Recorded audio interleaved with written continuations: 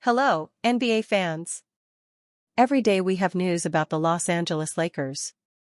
I'm a Lakers fan and I ask for your help by subscribing to the channel and giving me your thumbs up. Hachimura is in good shape and has value in the league, but if he doesn't accept the Lakers' contract extension offer, he will become a free agent. Losing Hachimura is not a good idea for Lakers fans, but they have the option of trading him for a great player like Norman Powell of the Miami Heat. The Los Angeles Lakers are not even a month into the season, and they are already staring at a problem they did not exactly plan for. The Rui Hachimura-Jake LaRavia pairing just is not working. The longer this continues, the more it begins to resemble a major decision point for the front office. Both players bring useful tools.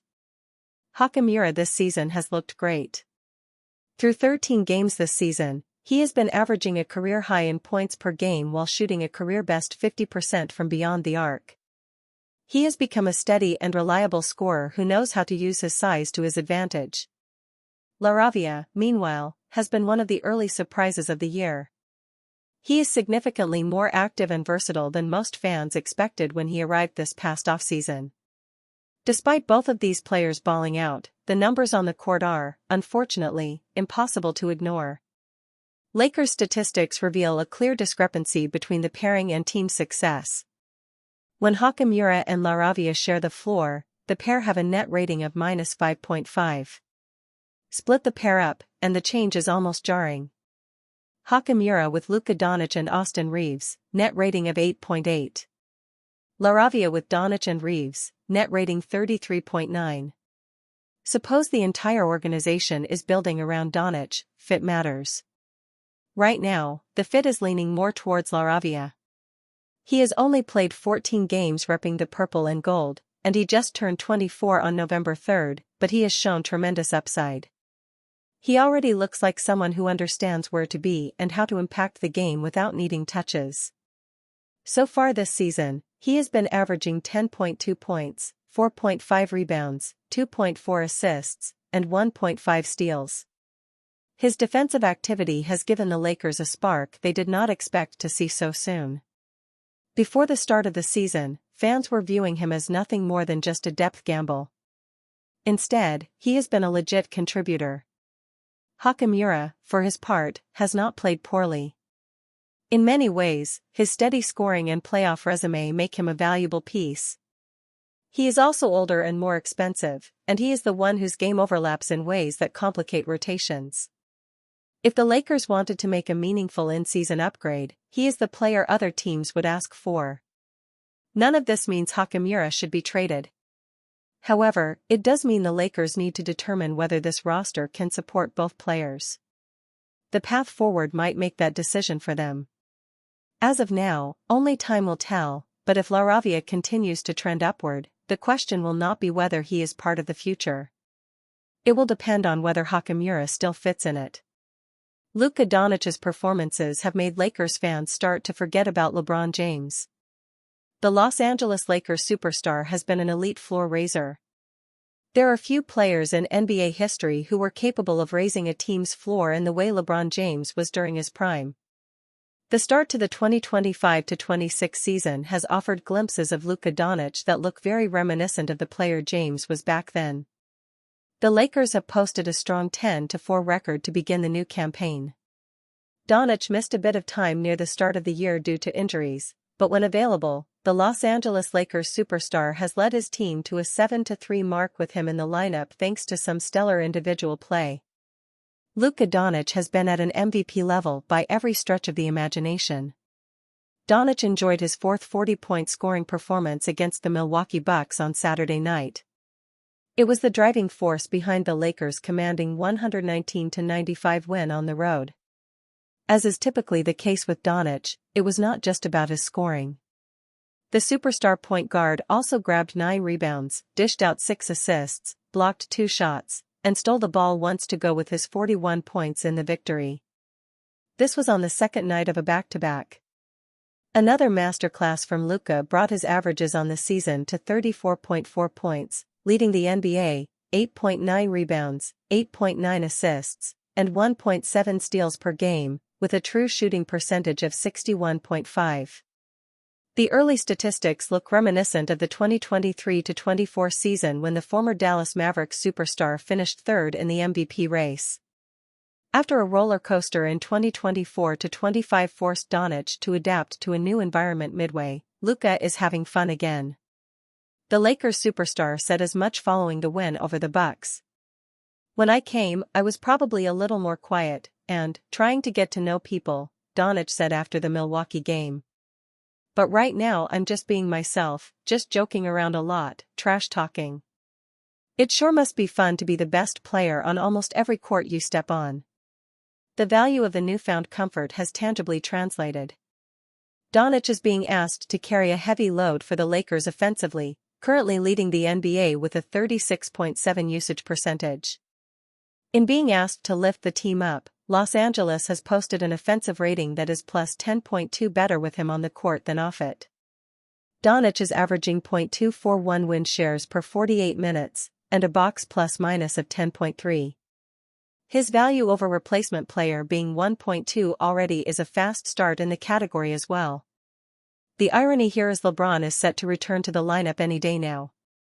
Any opportunity that James has gotten to watch his Lakers from the sidelines or broadcast should have given him flashbacks of himself when looking at number 77. That is without the otherworldly athleticism, of course.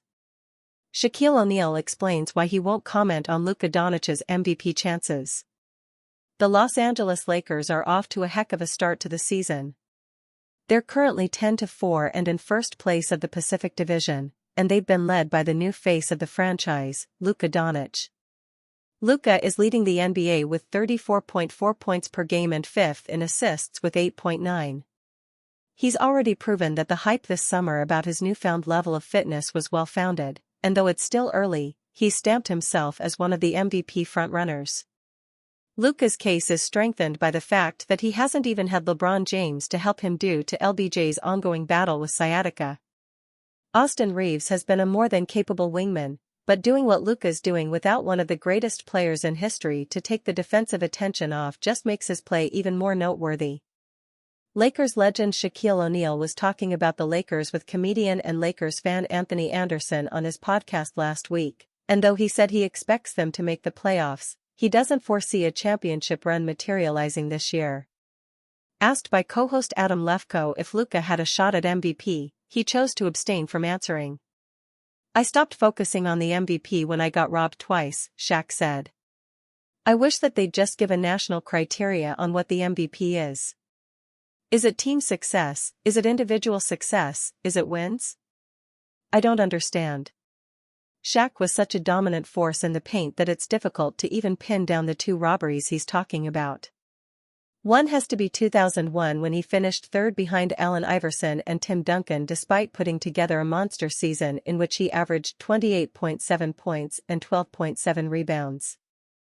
Lefkoe spoke about how narratives and voter fatigue play a part in MVP voting, and he even admitted that he voted for Shai Gilgeous-Alexander last year, even though he thought Nikola Jokic deserved to win.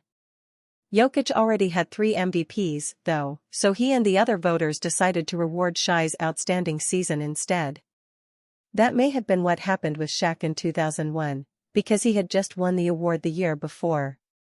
On top of that, another robbery that bothers Shaq till date is 2000, because he finished one vote shy of winning it unanimously, something that had never been done before. Steph Curry in 2016 is the only one to do it since. Shaq could also be talking about 1995, when he led the league in scoring as a third-year player with the Magic but finished behind David Robinson. Or he could be talking about 2002, when he finished behind Tim Duncan and Jason Kidd, or 2005, when he finished second behind Steve Nash. It's pretty wild that Shaq had such an incredible career, yet he only owns one MVP. No wonder he doesn't want to speculate on Luka's chances this year. Even if he won't, though, it doesn't change the fact that if the Lakers keep winning and Luka keeps playing like this, he's going to be in the mix with Jokic and SGA, especially if he can raise his game even more once LeBron gets back. DeAndre Ayton suddenly holds the key to how far the Lakers can go. Austin Reeves made it clear, the Lakers will only realize their potential if DeAndre Ayton lives up to his. The Los Angeles Lakers signed DeAndre Ayton to provide stability at an undeniably weak position. Los Angeles's failed trade for Mark Williams left a massive void at center, and while backup Jackson Hayes did an admirable job near the end of the regular season, he struggled to find minutes during the playoffs. While most expect Ayton to be a crucial contributor as a productive center, it's becoming clear that he's the ultimate X factor in Los Angeles, and even one of the franchise stars has acknowledged it. The Lakers signed Ayton to a 2-year, $16.208 million contract after he was bought out by the Portland Trail Blazers. Few disputed his importance to a team with limited depth, but even the stars are realizing that his value has reached the point of determining the purple and gold's true potential. According to Dan Woik of The Athletic, Austin Reaves made it perfectly clear that the Lakers will go as far as Ayton enables them to in 2025-26. "We need the best version of him for us to be as good as we can be," Austin Reaves told The Athletic. "If he's that, then we can be a really good team. If he's not, I still think with talent, we can win some games. But for us to be what we want to be, we need him to be the best version of himself every game." It's perhaps a bold take about a player who will inevitably rank fourth on the Lakers in field goal attempts and perhaps even lower in usage rate once LeBron James returns, but it's unavoidably true. Austin Reaves, "We need the best version of DeAndre Ayton to contend." Ayton, 27, has traveled a journey marked by extraordinary highs and frustrating lows across an 8-year career. He's gone from being the number 1 overall draft pick and the starting center for a team in the NBA Finals to getting bought out and signing a deal for less than $10 million per season. While some are fixated on what could have been, Ayton has maintained a level head and thick skin as he shifts his focus to what can still be achieved. In Los Angeles, he's the clear-cut starting center who's tasked with anchoring the interior on both ends of the floor. He's also flourishing as a pick-and-roll option, a transition finisher who has perfectly filled the lane, and an emerging source of borderline star-caliber production. Through 13 appearances, Ayton is averaging 16.2 points, 8.4 rebounds, and 2.8 offensive rebounds per game on 69.2% shooting from the field, and that only scratches the surface of his peaks. Lakers win games when DeAndre Ayton is involved and productive. Ayton has scored at least 20 points in 4 of his past 7 appearances, as well as 5 times on the season. That includes his current run of back-to-back 20-point outings, including a 20-point and 16-rebound performance against the New Orleans Pelicans in the NBA Cup. It was the second time this season that Ayton has recorded at least 20 points and 15 rebounds in a single game, production Los Angeles could have only dreamed of after trading Anthony Davis. Ayton's involvement on offense has gone hand-in-hand with the Lakers' success early in the season. It's 8-1 when he attempts at least 10 field goals and 1-3 when he plays and fails to, as well as 6-0 when he pulls down at least 10 rebounds and 3-4 when he falls short of the mark. Los Angeles is also 5-0 when Ayton scores at least 20 points and 7-1 when he scores at least 15, with a record of 2-3 when he plays and fails to reach the latter benchmark. It's also worth noting that Luka Doncic is shooting 9.1% better from beyond the arc when Ayton is on the court than when he isn't. It's a small yet significant example of how Ayton is collapsing opposing defenses and giving the perimeter players room to operate without constantly being trapped. If the Lakers can keep involving Ayton in a significant manner on offense and his defensive intensity remains consistent, he can raise his team's ceiling, just as Reaves said he can. Austin Reaves very excited to have LeBron James back. When LeBron James was expected to miss about a month of the regular season, many did not foresee the Los Angeles Lakers performing well in his absence. However, LA exceeded all expectations by achieving a 10-4 record to this point and are coming off a 3-2 road trip. More importantly, they finished their trip with an emphatic win against the Milwaukee Bucks. The final night of a long week on the road typically leads to a lackluster performance, but Luka Doncic and Austin Reaves set the tone and pulled out a 119-95 win. As they now return home, it is expected that James will make his season debut soon. With excitement mounting, Reaves detailed how excited he personally is to have their leader joining them, via Spectrum Sportsnet. "Very. There's a lot of excitement for the things that we can do as a group.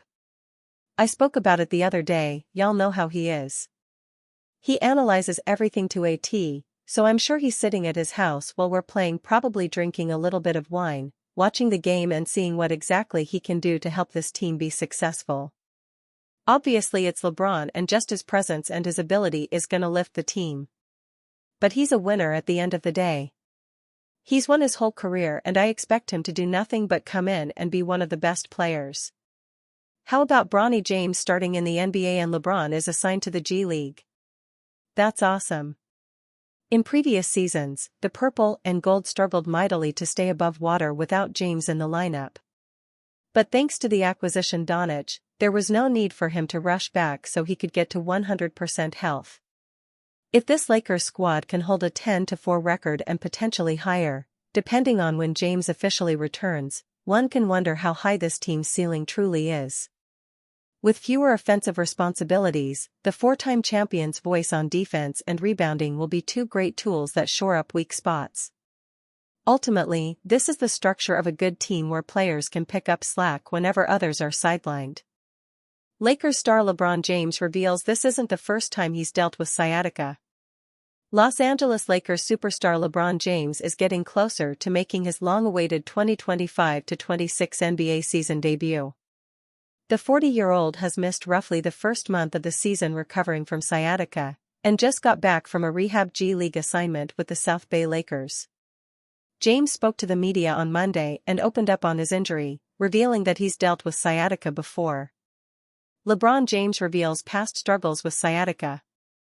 You ever had it? Anybody ever had it? LeBron asked the gathered reporters at Lakers practice via ESPN's Dave McMenamin. I've had it, I had it 2 years ago. If you had it, then you know what the hell it's about. If you ain't never had it, people making jokes about it, I pray you never get it. It's not fun. James was then asked if he had the injury throughout the duration of the 2023-24 season, which, based on his comments, would date back to 2 years ago he first dealt with sciatica. No, off-season. It's positive to hear that the four-time NBA champion was familiar with the rehab and recovery needed to overcome sciatica. The Lakers, who have been able to hold down the fort in James' absence, will hope to get him back in top condition. For a team with championship aspirations, Los Angeles will need all three of their superstars, Luka Doncic, James, and Austin Reeves, at 100% if they hope to contend in a loaded Western Conference. LeBron James says he won't return for Lakers until he has grown man lungs. Lakers fans have been eagerly awaiting the return of LeBron James, who has yet to make his 2025-26 season debut while dealing with sciatica. Last week, James was assigned to the G League to participate in 5-on-5 practice with the South Bay Lakers as he continues to ramp up ahead of his return to game action. On Monday, he returned to practice with Los Angeles, another key step in his rehabilitation process. When asked by reporters what is still needed before he's able to suit up for the Lakers, James indicated his conditioning isn't where it needs to be. Or as he put it, he's still waiting on his lungs to resemble that of a grown man.